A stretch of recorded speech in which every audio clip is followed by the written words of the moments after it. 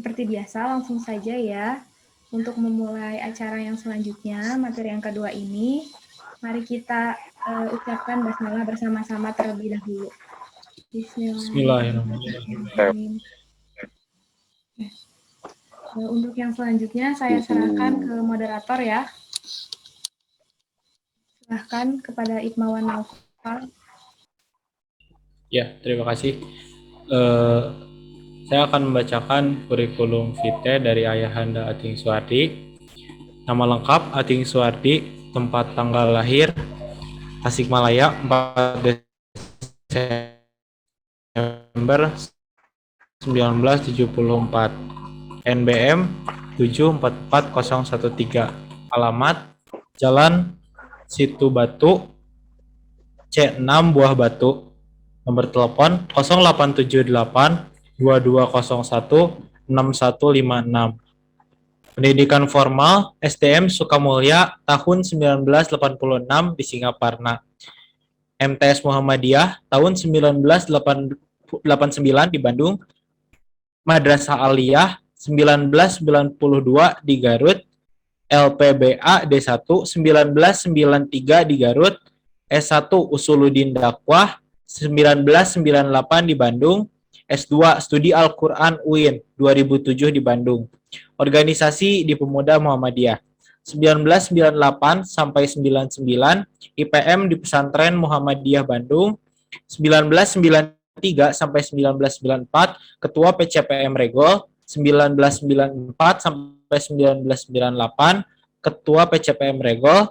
1994 sampai 1998 anggota bidang organisasi PDPM Kota Bandung.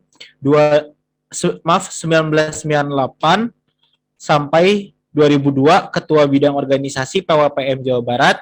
2002 sampai 2006 Wakil Sekretaris PWPM Jawa Barat. 2006 sampai 2010 Wakil Ketua Bidang Dakwah PWPM Jawa Barat. 2010 sampai 2015 Sekretaris LHKP PWM Jabar. 2015 sampai 2020 anggota MT PWM Jabar. Jenjang pendidikan non formal. Tahun 1999 kursus bahasa Inggris di BCC. Tahun 2001 kursus bahasa Inggris di Harvard Bandung. Pelatihan komputer dan internet di LPKIA Bandung.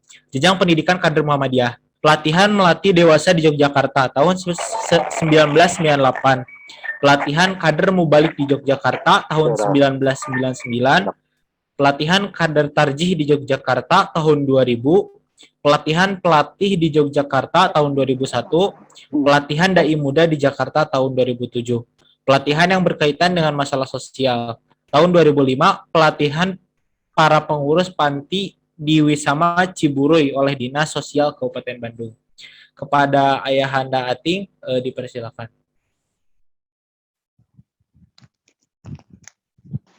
Mangga Bapak, bisa dikawitan. Mangga.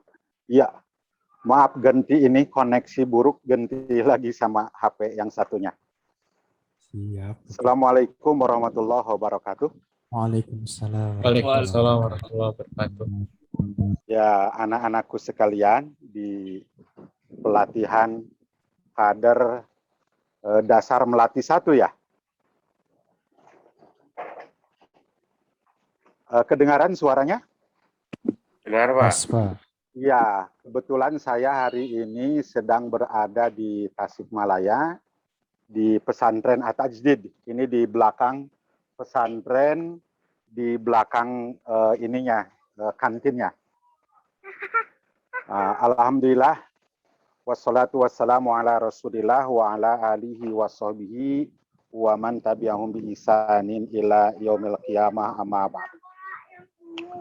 Allahumma sholli wa sallim ala rasulillah wa ala alihi wa sahbihi wa man tabi'ahum bi ihsanin ila yaumil qiyamah. Puji dan syukur kita panjatkan kehadirat Allah yang Maha Ghafur. Atas izinnya, alhamdulillah, siang hari ini Allah masih memberikan kesempatan kepada kita untuk melakukan aneka macam aktivitas kita sehari-hari. Walaupun di suasana COVID hari ini, yang masih banyak di kota Bandung yang dikategorikan sebagai zona merah, mudah-mudahan bisa cepat berlalu. Tentu kita memohon dan berdoa kepada Allah Subhanahu wa taala, mudah-mudahan COVID ini sekali lagi segera berlalu sehingga anakku sekalian nanti bisa sekolah sebagaimana biasanya, bisa tatap muka, itu bisa beraktivitas, kader-kader IPM juga bisa melaksanakan kegiatannya secara offline nanti. Baik, saya dikasih materi berkaitan dengan kemuhammadiyahan. 2-3 yang akan dibahas sesuai dengan permintaan, yaitu sejarah Muhammadiyah, kemudian kedua kepribadian Muhammadiyah, dan yang ketiga pedoman hidup Islami. Nah, berkaitan dengan sejarah berdirinya Muhammadiyah, bahwa Muhammadiyah ini sudah kalian kenal, bahwa Muhammadiyah itu didirikan oleh Kiai Haji Ahmad Dahlan di Kauman Yogyakarta, itu tahun atau tanggal 18 November 1912 Masehi, atau bertepatan dengan 8 Zulhijjah 1330 Hijriah. Nah, berarti kira-kira berdasarkan Masehi usia Muhammadiyah sekarang sudah berapa tahun? Ada yang tahu? Nah, berarti berdasarkan tahun Masehi, Muhammadiyah itu berdiri sudah 109 tahun. Jadi sudah memasuki abad kedua. Nah, kemudian secara miladiah, bahwa Muhammadiyah, ya sebentar lagi kita akan memasuki ke miladnya Muhammadiyah, tanggal 8 Zulhijjah, itu sudah 112 tahun. Jadi sudah lama sekali.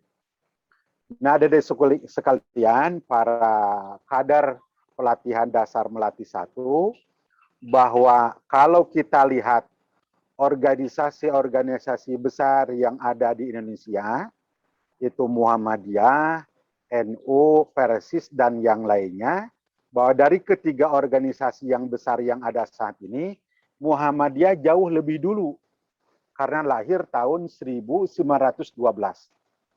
Nah, baru disusul oleh Persis, Persatuan Islam, itu 1923. NU paling akhir, yaitu NU berdiri tahun 1926. Nah, dari sini, seandainya kalau ada yang mengatakan dan berpendapat bahwa Muhammadiyah itu agama anyar atau organisasi baru, itu salah kaprah.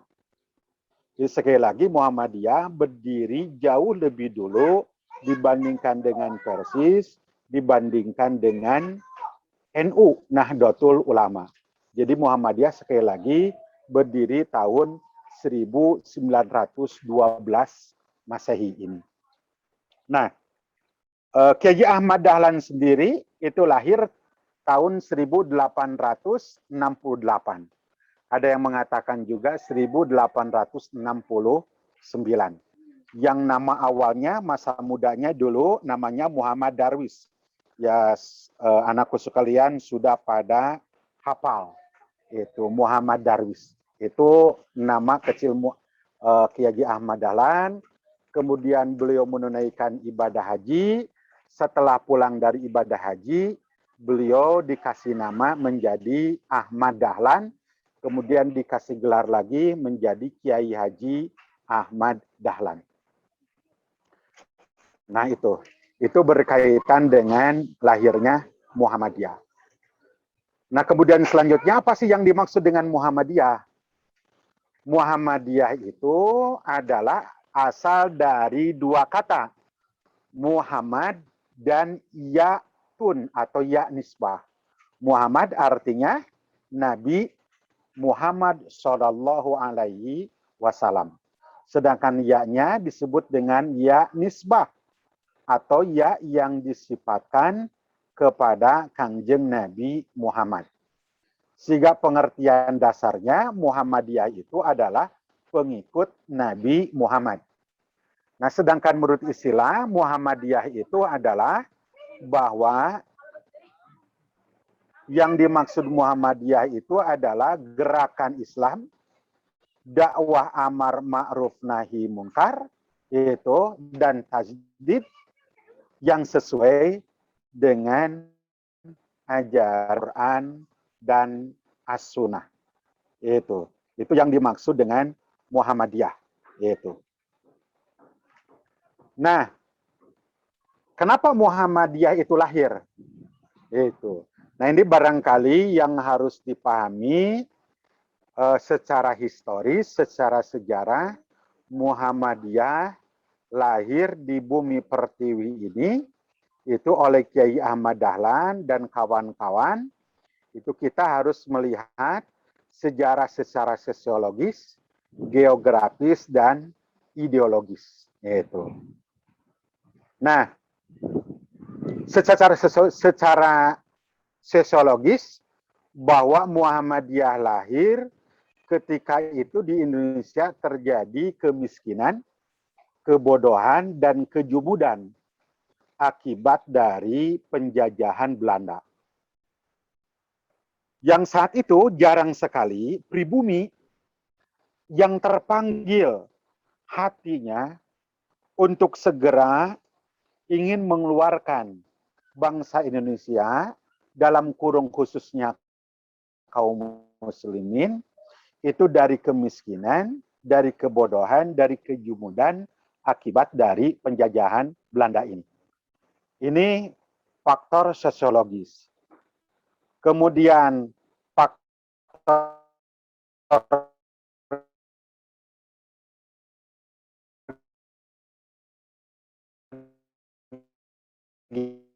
geografis, yang tembok dinding kiri kanannya itu adalah putih.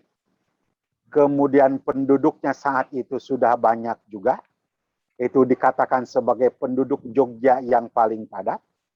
Kemudian di samping kirinya ada Masjid Yogyakarta sebagai masjid sejarah. Itu. Dan kenapa lahir di Jogja? Ingat, Jogja atau Yogyakarta saat itu adalah sebagai pusat budaya. Karena kerajaan-kerajaan muncul, itu kebanyakan memang di Jogja. Maka pantas kalau identitas Indonesia ke dunia itu yang dikenal adalah Jawanya. Gitu. Karena nama Indonesia saat itu memang belum ada, belum muncul. Nah, ini faktor geografis. Adapun faktor sosiologis, faktor ideologis, ya, faktor keagamaan berkaitan dengan kenapa Muhammadiyah dilahirkan atau lahir di negeri Republik yang kita cintai ini. Pada saat itu, ini akibat dari penjajahan oleh Belanda juga, dan yang terjadi di diri kaum muslimin, yaitu kaum muslimin semakin jauh pemahamannya dari ajaran Islam yang murni sesuai dengan Al-Quran dan As-Sunnah. Akibatnya apa? Akibatnya merajalela perbuatan syirik, bid'ah, tahayul, khurafat, dan sebagainya. Itu. Ini secara ideologis. Apa buktinya? Kita bisa melihat berkaitan dengan budaya Jawa saat itu. Di satu sisi mereka percaya kepada Allah Subhanahu wa taala, tetapi di sisi lain juga mereka percaya kepada zat atau kepada sesuatu di luar Allah Subhanahu wa taala yang bisa memberikan materi, yang bisa memberikan keselamatan, yang bisa memberikan hujan, dan bisa memberikan penyakit kepada mereka. Sehingga tidak jarang dan tidak sedikit di antara mereka saat itu kemudian mereka beribadah, sholat juga dilakukan, tetapi membuat sesajen juga itu masih dilakukan. Dan itu ternyata membekas juga sampai saat ini. Itu. Nah, ini faktor ideologis. Kemudian dalam buku yang lain juga dikatakan bahwa berdirinya Muhammadiyah itu dikatakan ada faktor subjektif dan faktor objektif.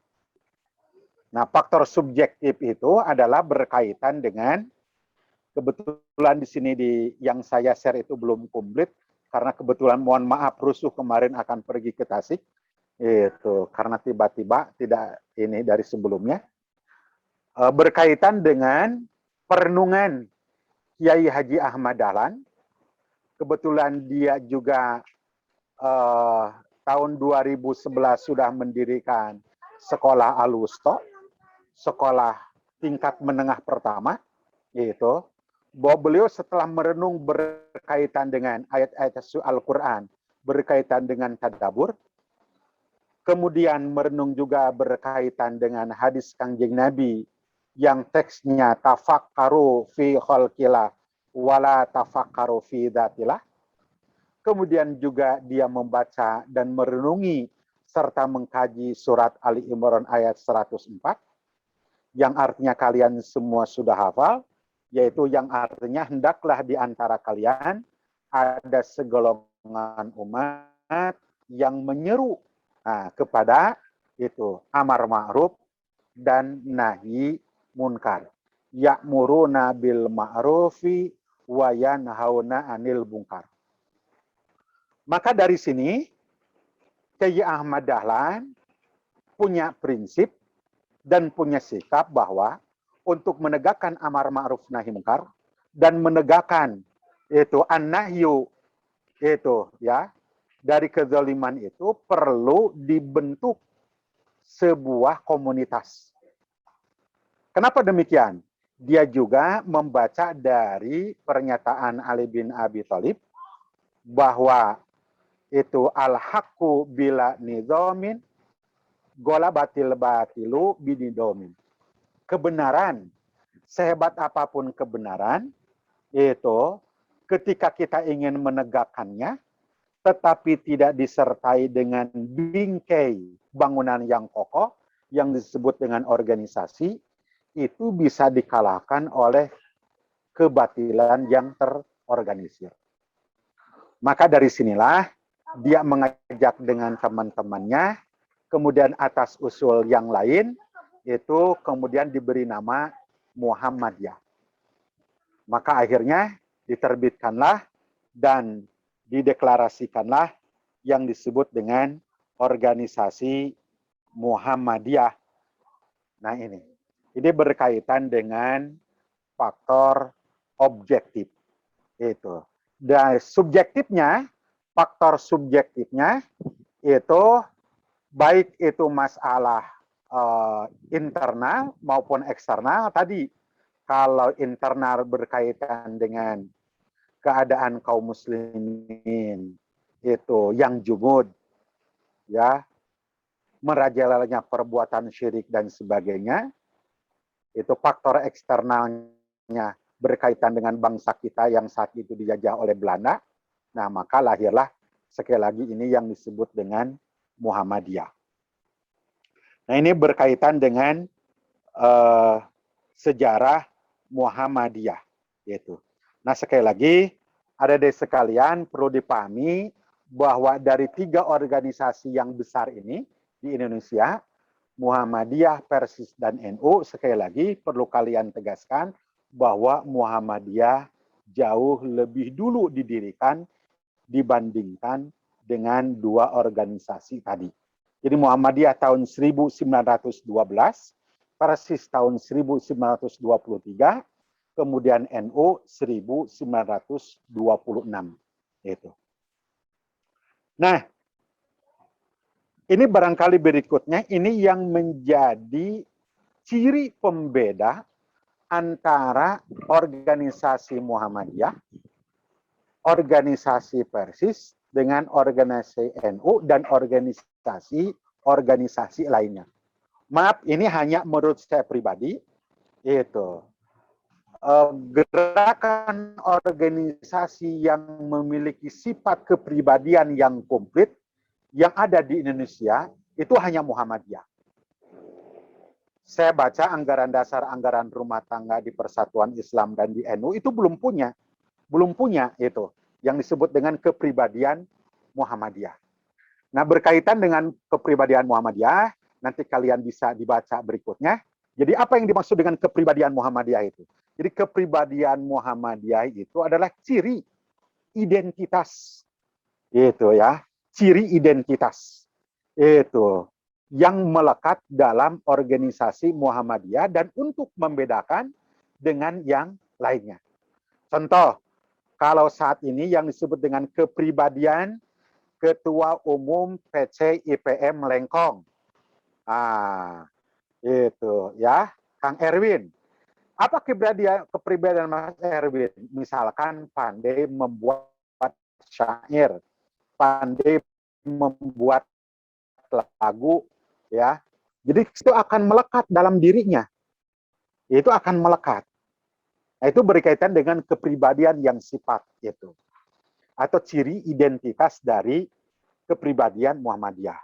Nah, sejarah timbul dan kenapa harus ada yang disebut dengan kepribadian Muhammadiyah, ini menyangkut identitas Muhammadiyah, itu pasca ketika itu Presiden Soekarno sangat mengakomodir yang namanya Nasakom, kemudian Masyumi dibubarkan, itu ya akhirnya Muhammadiyah sebagai salah satu ormas penyumbang besar berdirinya Masyumi dan tokoh-tokoh Muhammadiyah saat itu bergabung di Masyumi, itu akhirnya kembali lagi masuk ke Muhammadiyah.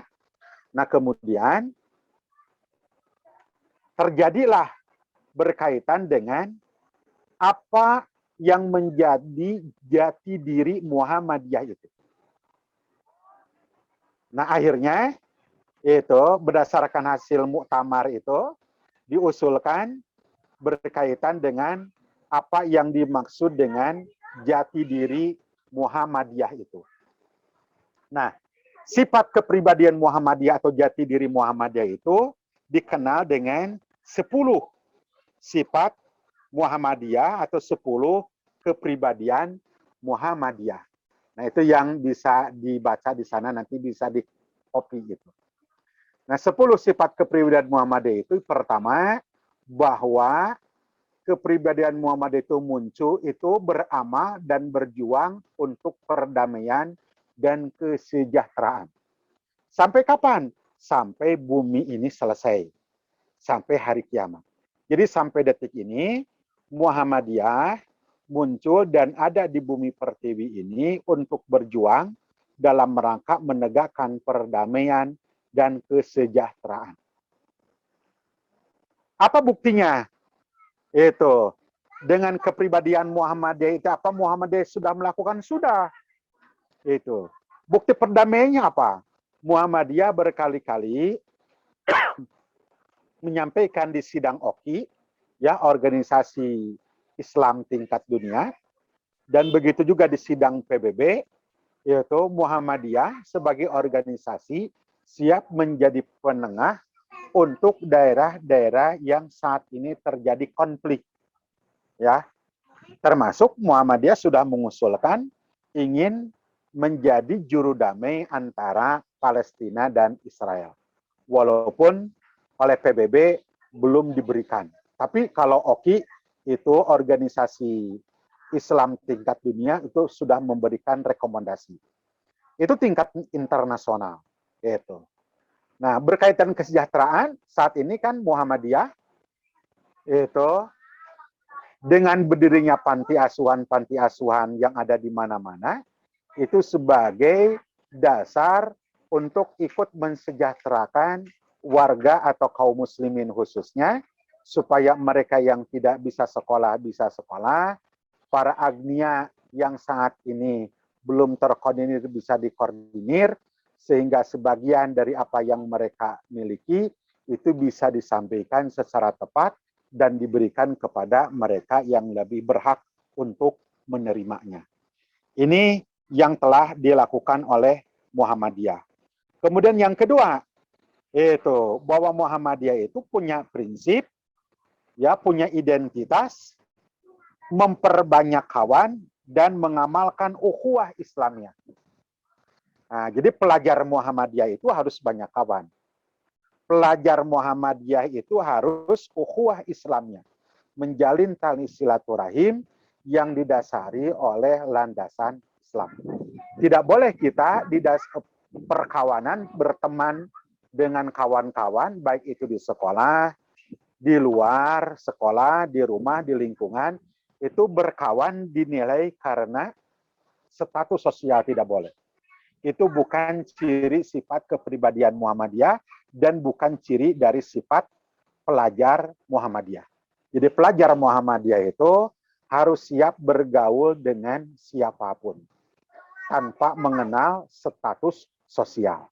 Karena di sana ada dasar untuk watawasobil haqi watawasobil sabar. Kemudian yang ketiga, kepribadian Muhammadiyah yang harus dipahami oleh kita sebagai kader, yaitu kita harus memiliki lapang dada, luas pandangan, dengan memegang teguh ajaran Islam. Kenapa harus lapang dada? Karena tadi yang namanya memperbanyak kawan dan mengamalkan ukhuwah Islamnya itu pasti akan ada sedikit ketersinggungan. Nah, bagi pelajar Muhammadiyah, kita harus mempersiapkan diri, yaitu lapang dada. Artinya, kita harus menjadi pelajar yang siap memaafkan mereka yang melakukan kesalahan kepada kita, dan kita harus menanamkan sifat sabar, yaitu dalam memegang teguh ajaran Islam, dan dalam memperbanyak kawan, serta mengamalkan ukhuwah Islamnya. Itu. Sifat keempat dari kepribadian Muhammadiyah itu bersifat keagamaan dan kemasyarakatan. Itu. Nah, itu sudah paham semua. Ah, itu. Kemudian mengindahkan segala hukum, undang-undang, peraturan, serta dasar dan falsafah negara yang sah. Nah, kita sudah menjadi ya organisasi yang paling dulu siap mematuhi aturan yang dikeluarkan oleh pemerintah selama tidak bertentangan dengan syariat agama Islam. Itu karena Pancasila sendiri digali dari dasar-dasar Islam saat ini. Itu. Dan Muhammadiyah sebagai satu-satunya organisasi yang lebih dulu siap mengamalkan apa yang telah diundangkan sesuai dengan garis besar haluan negara dan Pancasila, itu Undang-Undang Dasar 1945. Nah, yang kemudian yang kelima, kita harus melakukan amar ma'ruf nahi munkar dalam segala lapangan, ya. Kemudian aktif dalam perkembangan masyarakat dengan maksud islah dan pembangunan sesuai dengan ajaran Islam. Nah, pelajar Muhammadiyah di sekolah sebagai pelajar, tetapi di masyarakat kita harus menjadi leader. Artinya harus bisa mengajak kawan-kawan lain untuk melakukan aneka macam kebajikan. Contoh misalkan, aktif di remaja masjid. Sekarang Idul Adha, kita menjadi manusia yang proaktif dan ikut aktif terlibat dalam penyembelihan panitia hewan kurban. Dan saya juga menjadi senang kalau ada pelajar Muhammadiyah, kemudian terlibat aktif masyarakat. Bila ada yang meninggal dunia, kita ikut aktif, ikut menyolatkan, kalau bisa kita ikut mengkafani, itu, dan kita ikut menguburkan. Itu adalah bagian dari ciri kepribadian Muhammadiyah. Kemudian kerjasama dengan semua golongan, membantu pemerintah, itu, serta bersifat adil. Dan kolektif ke dalam maupun keluar. Jadi itu kepribadian Muhammadiyah itu, kita sebagai warga Muhammadiyah itu kita harus menjadi manusia yang bisa berlaku adil, itu siap bekerja sama dengan siapapun. Begitu juga PCIM IPM Lengkong, misalkan kita kerjasama dengan PCNU mana, dengan PC Persis mana. Lintas organisasi itu bagus sekali. Silakan digagas oleh kalian dari sekarang. mungkin bisa melalui Zoom meeting. Kalau coronanya sudah ada, kita bisa offline, ya bertemu. Itu, misalkan ya di sekolah diadakannya, atau barangkali di tempat-tempat wisata, itu bagus sekali. Silakan untuk dilakukan. Itu. Nah kemudian selanjutnya, sebentar, agak padam. Iya, ada. Ya, yang ketiga berkaitan dengan pedoman hidup Islami warga Muhammadiyah. Nah, anak-anakku sekalian, ini pun yang membedakan Muhammadiyah dengan organisasi yang lain. Gitu. Ini sekali lagi, ini termasuk bagian dari kepribadian yang membedakan antara Muhammadiyah dengan organisasi lain, yaitu adanya pedoman hidup Islami warga Muhammadiyah yang disebut disingkat dengan PHIWM. Apa yang dimaksud dengan pedoman hidup Islami warga Muhammadiyah? Pedoman hidup Islami warga Muhammadiyah itu adalah seperangkat nilai, norma aturan yang bersumber dari ajaran Al-Quran dan As-Sunnah. Untuk apa? Untuk dijadikan pedoman itu bagi tingkah laku hidup seluruh warga Muhammadiyah. Nah, sekali lagi, pedoman hidup Islami warga Muhammadiyah itu adalah ya kumpulan seperangkat nilai, yaitu atau norma, semuanya bersumber dari ajaran Al-Quran dan As-Sunnah. Untuk apa tujuannya? Tujuannya untuk dijadikan pola bagi tingkah laku seluruh warga Muhammadiyah. Sehingga dia menjadi teladan yang baik di tengah-tengah masyarakat. Itu pedoman hidup Islami warga Muhammadiyah. Nah tadi, kalau ada yang bertanya, kenapa harus dibikin aturan semacam ini? Ini untuk mengikat. Itu. Dan untuk menjawab kepada mereka yang bertanya, apa bedanya Muhammadiyah dengan organisasi lain? Itu. Nah, kita sampaikan bedanya Muhammadiyah dengan organisasi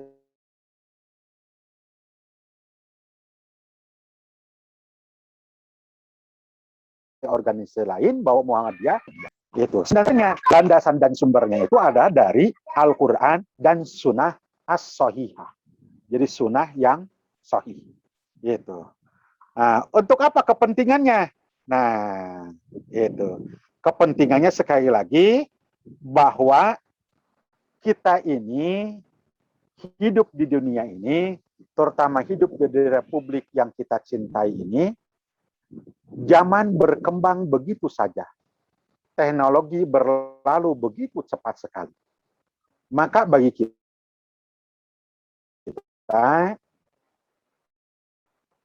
diperlukan sebuah pedoman bagaimana kita cara mengikuti perkembangan zaman itu. Maka disusunlah pedoman hidup Islami Muhammadiyah.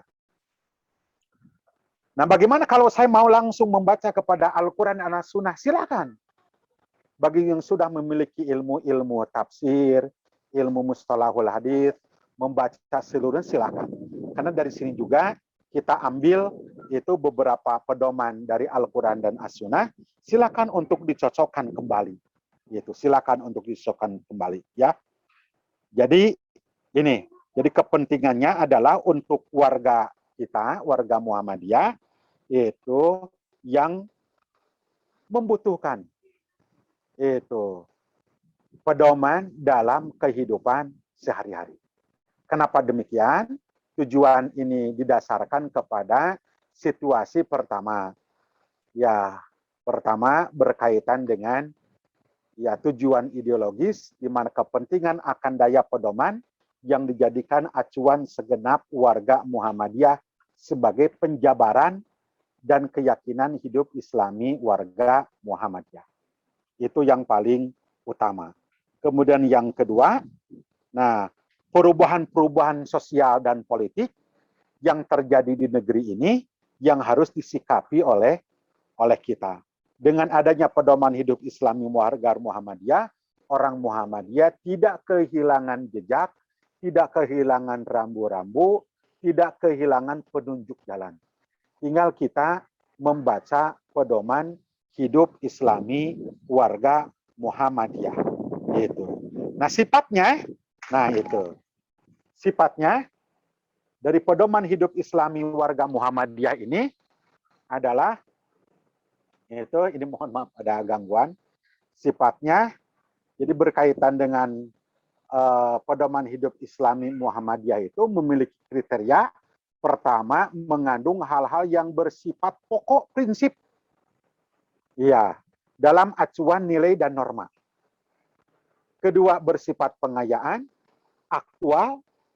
Ketiga, aktual sesuai dengan perkembangan zaman. Kemudian keempat, memberikan arah bagi individu. Kelima, ideal juga. Itu keenam, robbani, artinya mengandung ajaran-ajaran dan pesan-pesan yang bersifat ya akhlaki yang bersumber dari dalil-dalil yang Kemudian yang terakhir bersifat penjelasan, tafsir, yaitu penjelasan dari landasan Al-Qur'an dan As-Sunnah. Itu. Nah, materinya di dalamnya itu ya materi dari pedoman hidup Islami Muhammadiyah ini adalah baik untuk menyangkut individu maupun untuk menyangkut kehidupan bermasyarakat. Atau disebut dengan kehidupan pribadi. Kehidupan pribadi baik menyangkut masalah keluarga, bermasyarakat, berorganisasi, kemudian bagaimana cara mengelola amal usaha, bagaimana landasan dalam berbisnis, kemudian bagaimana cara mengembangkan profesi, kemudian bagaimana cara ikut membangun dalam kehidupan berbangsa dan bernegara, itu semua ada dalam pedoman hidup Islami Muhammadiyah, termasuk dalam menjaga kehidupan dan melestarikan lingkungan, yaitu kemudian mengembangkan ilmu pengetahuan dan teknologi, kemudian termasuk seni dan budaya. Itu ada dalam pedoman hidup Islami warga Muhammadiyah. Nah, jadi kalau saat ini pelajar Muhammadiyah ingin mencari bagaimana menjadi pribadi seorang muslim yang baik, silakan baca pedoman hidup Islami warga Muhammadiyah. Itu Al-Qur'annya ada di sana, hadis-hadisnya ada di sana, dan penjabarannya juga ada di sana. Bagaimana nanti kalau saya ingin terjun ke dunia politik? Nah, bekal ilmu apa yang harus saya bawa? Dan sifat-sifat apa yang harus saya miliki? Nah, silakan nanti baca pedoman hidup Islami warga Muhammadiyah. Itu sudah ada di sana. Dalil-dalil Al-Qur'annya, sunnah-sunnah nabinya, itu ada di sana, itu termasuk penjabarannya. Nah, misalkan Ketua PCI PM Lengkong yang saat ini sedang kuliah di ISBI, ngambil seni tari, seni musik atau apa, pokoknya akan berkaitan dengan musik. Seni musik, alhamdulillah. Nah, berarti baca pedoman hidup Islam. Bagaimana seni musik dalam Islam?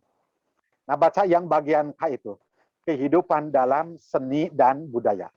Sehingga nanti Erwin sebagai PCI PM, yaitu dan sekaligus sebagai mahasiswa, nanti bisa menjadi penerang di ISBI. Itu bisa menjadi teladan mereka dan bisa menjadi pencerah bagi mereka. Botoh nih, Islam pun mengatur seni dan budaya. Itu ada dalam Islam. Islam tidak mengesampingkan seni budaya, tetapi Islam mewadahi berkaitan dengan seni budaya. Nah, asal dasarnya itu adalah seni budaya itu dulu ketika Nabi hijrah dari kota Mekah ke Madinah. Kemudian Nabi setelah membangun masjid di Kuba, kurang lebih 2 minggu, kemudian dari Kuba menuju Madinah, sampai di Madinah, Nabi itu disambut dengan syair yang disebut dengan Tola'al Badru Alaina. Nah, Nabi tidak menolak itu. Dan Nabi juga tidak menganjurkan. Artinya ini berkaitan dengan Nabi pun mempersilahkan. Gitu. Nah, nanti yang lainnya itu bisa dibaca ya. Yang lainnya bisa dibaca secara komplitnya satu persatu di sana ada. Jadi sekali lagi, Islam tidak tabu berkaitan dengan musik, Islam tidak tabu berkaitan dengan politik, bahwa politik juga bagian dari Islam, gitu. Nah, anakku sekalian, termasuk Ketua PC IPM Lengkong yang saya hormati, yang terakhir dari saya, berkaitan dengan pedoman hidup Islami warga Muhammadiyah, berkaitan dengan kehidupan berbangsa dan negara saat ini, bahwa perlu ditegaskan bahwa Islam sangat mengatur kehidupan manusia dalam berbangsa dan berpolitik. Itu. Sekali lagi, Islam sangat mengatur kehidupan manusia dalam berbangsa dan berpolitik. Kalau ada orang berpendapat bahwa itu berpolitik itu harus dijauhkan dari nilai agama, itu salah kaprah. Itu adalah komunis. Itu. Dan itu telah dibuktikan oleh pemimpin-pemimpin Muhammadiyah ketika mereka bersama-sama mendirikan Majelis Syuro Muslimin Indonesia yang disebut dengan Masyumi. Kemudian mereka masuk di kabinet saat itu, baik kabinet Syahrir maupun kabinet yang lainnya. Kemudian mereka juga yang ada di badan usaha dalam perumusan Pancasila, itu semua mereka menggunakan landasan syariat agama. Jadi bohong besar dan omong kosong besar kalau ada orang yang berkata Islam dan politik itu harus dipisahkan. Itu bohong. Jadi Islam tidak bisa dipisahkan dari politik, politik pun tidak dipisahkan dari Islam. Kalau politik dipisahkan dari Islam, yang terjadi adalah kebohongan dan kehancuran. Islam dipisahkan dari politik, yang ada adalah penipuan dan penipuan. Nah, di saat ini, kalau ada orang yang berpendapat, masjid tidak boleh digunakan untuk berpolitik. Di satu sisi setuju, kalau itu politik praktis, misalkan.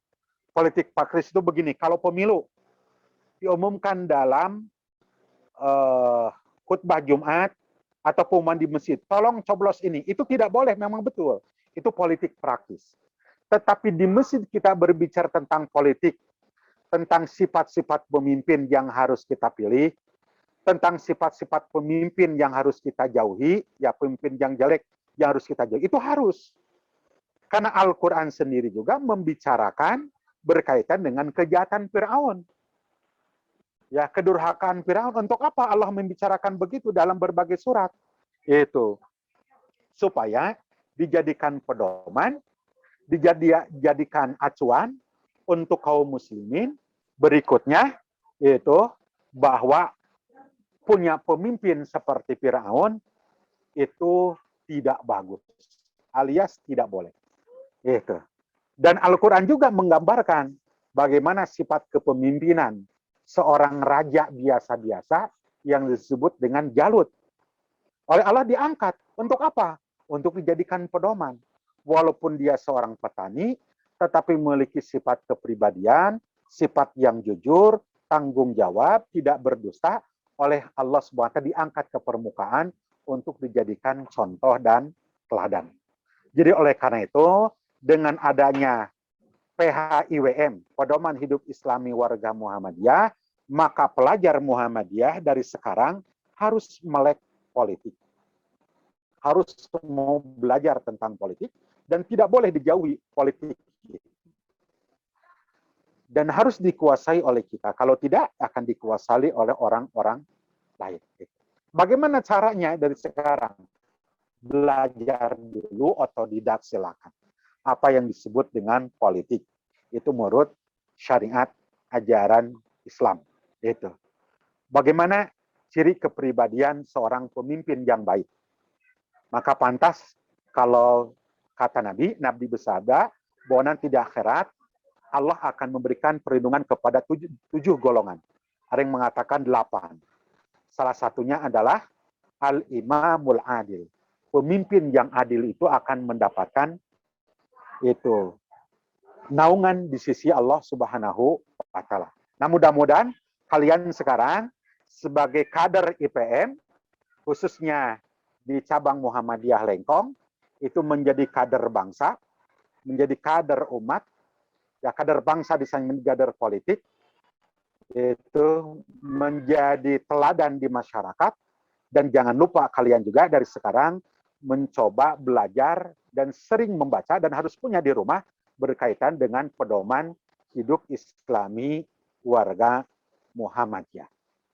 Barangkali itu ya Kang Erwin itu dan moderator yang saya hormati yang disampaikan saat ini. Barangkali ada pertanyaan, silakan. Mudah-mudahan saya bisa menjawabnya.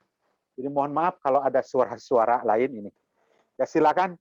Mungkin sementara cukupkan sekian dulu. Saya menunggu yang bertanya yang lain. Bila taufiq wal hidayah. Ya. Assalamualaikum warahmatullahi wabarakatuh. Waalaikumsalam Waalaikumsalam. warahmatullahi. Silakan, Silakan. ada waktu kurang lebih 5 menit lagi untuk yang ingin bertanya. Ya. Yo, boleh langsung di Ini ada pelajar-pelajar itu Muhammadiyah pesantren At-Tajdid ini. Wah, keren Bapak. Ah, ini pesantren At-Tajdidnya nih. Ini santri-santrinya nih. Itu. Ah, ini kolamnya. Ini kolam punya pesantren At-Tajdid. Jadi kalau ikannya tidak beli dari luar, tapi diambil dari kolam ini. Itu ya. Budidaya Ini sendiri, saya Pak. di belakang kantinnya, asrama putri sebelah sana, itu asrama putri lagi pembangunan juga gitu. Nah, gitu. Ya, Bolehlah nanti bangga safari Kang ke sana. Erwin, Kang Erwin. Alhamdulillah. Bapak Siap. bangga Kang Erwin jadi ketua PC IPM Lengkong. Semoga sukses ya, Amin, membawa Pak. kawan-kawan ya Amin. pada pencerahan. Oke. Mangga Pak Moderator diarahkan kembali. Ya, barangkali ada yang mau bertanya atau enggak takutnya malu gitu kalau ngomong, boleh aja di kolom chat nanti disampaikan.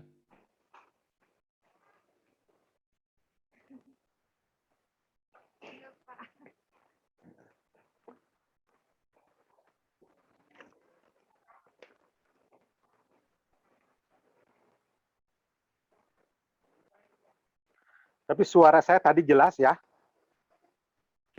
Jelas, Pak. Oh, alhamdulillah. Iya. Aku tidak jelas ganti 2 HP ini. Tadi no XL ternyata jauh lebih jelas dibandingkan no simpati. Oke. Ayo, jangan Ya, malu-malu. silakan apabila ada yang ingin ditanyakan terkait materi Ini kemuhammadiyah tadi. dari SMA Muhammadiyah 3 siapa yang ada? Shopee, Pak. Oh, ada Sofi. Alhamdulillah. Hasna, Silmi. Oh, Ngetih kali. Hasna, Silmi. Iya. Ya, ada 5 orang. Dari Kancil, Dan di juga. SMA Kancil. Yo, SMA Kancil. Oh, aya Om Chandra oge eta? Ada, Waduh, Pak. alhamdulillah. Jajaran. Weh, Jadi Bapak noongan we di FB na keur tatalu eta. Aduh. Jogetna Masya Allah, ya anak bapak sing teh meni pinter jogetna ya, bagja, Pak. bahagianya. Terus dari itu SMK Kancil ada. Yo. Ya, karena ini Pak, si TM kali ini mah untuk internal cabang, belum ke ranting yang ada di Lengkong, Pak. Jadi kita rencana 2 kali mengadain TM teh. Jadi 1 kali belum lagi. keranti. Oh, hanya ya. Internal ini. Iya. Paling nanti bisa lah manggil Bapak lagi. Insya Allah. Ini kayak orang di kebun teh. Ya. Ayo Pak. Ciwidey. Nggak apa-apa, yang penting jaga jaraknya di Ciwidey mah tuh pakai jaraknya. Tenanon udah di alam terbuka gitu. Enak gitu. Tuh kawan-kawan. Sok lah aya lapang di Ciwidey. Gitu. Siap. Mm-mm. Siapin Kenapa lah, aja. termakan-makan mah kerupuk nanti Bapak gitu, nyumbang kerupuk. Juga ente yang guna. Enggak ada Sama yang Ayah ditanyakan Chandra, ini Ayah teh. Chandra Chandra. gitu. Ayah Chandra itu. Instruksi Pokoknya mah Kakang kieu Piping. cuman Erwin sareng Chandra itu punya hutang ke Bapak. Nah, utang naon Pak lagu Tang tah. mah oh Eh, lagu nyapanya sok jingle naon tah? Kopi Sok Telpat mah. harita apa? Bapak ngasih ke kalian. Punya hutang Bapak tagih tah. Encan Wah, dibayar tah hutang naon? naon meh Lagu lagu Kopi Telpat mah. Tah. Iraha tah eta dibayar tah. Bapak Sak bikin berdua. bade capres. Iya.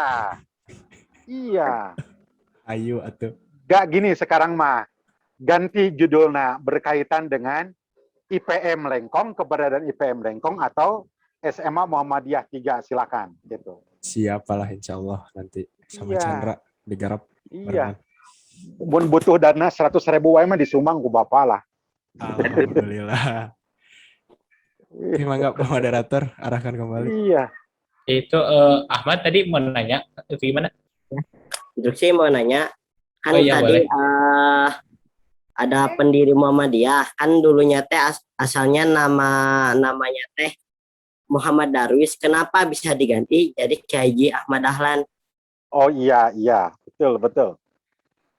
Nah, anakku sekalian, bagus sekali pertanyaannya. Gini, jadi budaya Jawa saat itu, terutama kaum muslimin, jadi bagi mereka yang nama asli Jawa atau asli nama Indonesia seperti Darwis begitu ya, ketika pulang dari tanah suci, itu di tanah suci biasanya mereka mendapat tambahan nama. Itu biasanya. Kebetulan di tanah suci itu Kiai Ahmad Dahlan atau Muhammad Darwis saat itu dia berguru ke orang Indonesia yang menjadi imam besar di tanah suci dan menjadi dosen atau guru agama di tanah suci. Nah, Kiai Ahmad Dahlan itu setelah belajar 2 tahun termasuk orang yang dianggap paling cerdas. Karena mampu menguasai berbagai cabang ilmu agama dengan cepat dan penuh dengan kritis.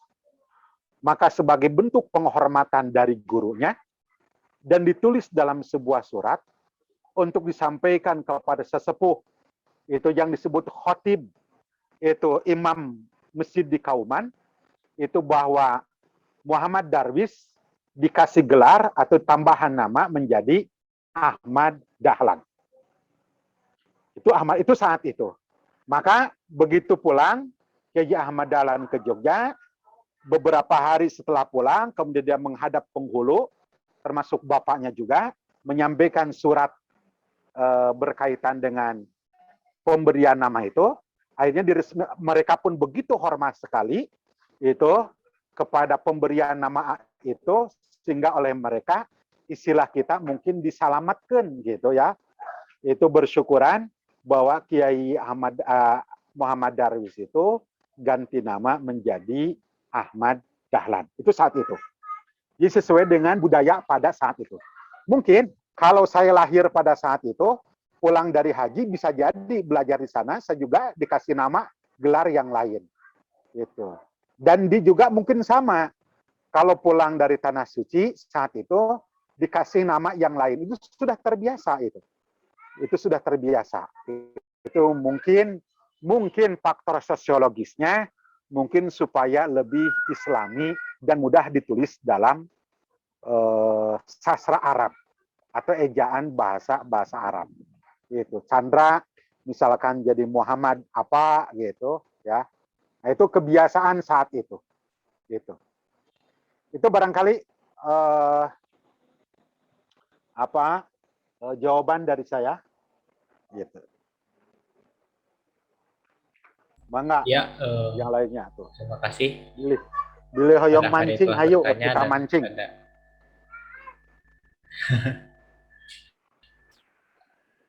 Terima kasih kepada Ahmad yang telah bertanya dan terima kasih kepada Yahandati yang telah menjawab pertanyaannya.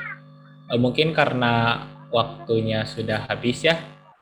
Eh, Terima kasih kepada Ayah Handati yang telah memberikan materi tentang kemuhammadiyahan tadi.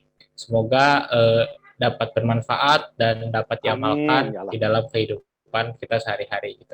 Iya. Sami-sami mohon hatur nuhun sadayana. Iya. Kami Pak. Pak sacan Iya. ya dipotong lah Pak sasarangan. Oh, mangga. Satu acan keluar. Iya. Ayo Hasna Rima nyalain kameranya. Siap ya. 1, 2. Ayo Hasna. Ayo Aji mau. Oke ya. 1, 2, 3. Oke, wait tunggu. Tunggu teman-teman. Sekali lagi. Siap ya. Siap ya. 1, 2, 3. 3. Sekali lagi. Jaya lah. Siap. 1, 2, 3. Mantap. Iya. Hatur nuhun pisan kanggo ilmuna Bapak mugia janten amal. Sami-sami mohon kesadayana mohon. Mangga mugia sukses pelatihanana. Amin. Diantos undangan mancingna. Iya, yuk mangga kasadayana. Mohon Bapak. Nasrul minallah fatun qarib wa basyiril mu'minin. Assalamualaikum warahmatullahi wabarakatuh. Waalaikumsalam warahmatullahi wabarakatuh.